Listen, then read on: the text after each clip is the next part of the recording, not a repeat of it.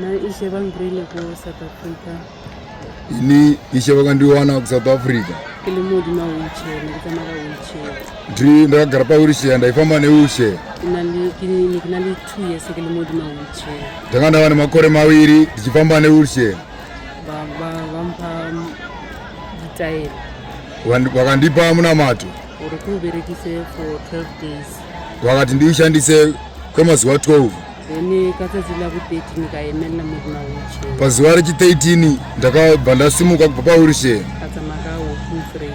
Ndikatanga kufamba ne walking frame. Mara nakwevampa munamato vampitije vari utoninatarira kuZimbabwe usatsameka wheelchair. Asi panguva yakandipa munamato vakatondiudza kuti uchanditevera kuZimbabwe usisafambe ne wheelchair. Kilewa mudzimu waTenzi Michael. Ndinotenda Mwari waTenzi Michael. Tadla muZimbabwe. Ndikauya kuZimbabwe. Nikitamaka walking frame.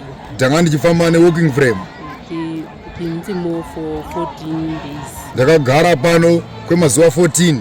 Then lavu 15 nikatwela walking frame. Zuva rechi15 ndakasiya walking frame.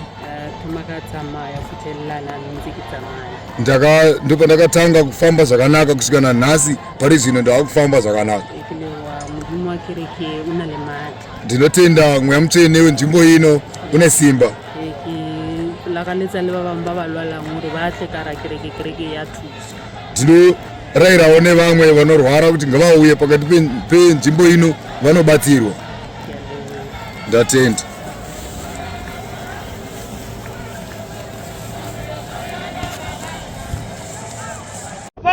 Ndakauya panapa ndine 4 years ndichitambura nekushandiswa nezvikwambo. Ndakauya panapa ndine 4 years ndichishandiswa nezvikwambo. Zvikwambo izvi zvakanga zvichindirwadzisa nokuti zvanga zvisina nguva. Chero nguva ndaingoshandiswa. Saka ndikutenda Mweya Mutsvene wepano kuti kuuya kwandakaita pano. Izvozvi ndakazorora zvakapera. Saka ndinotenda naizvozvo.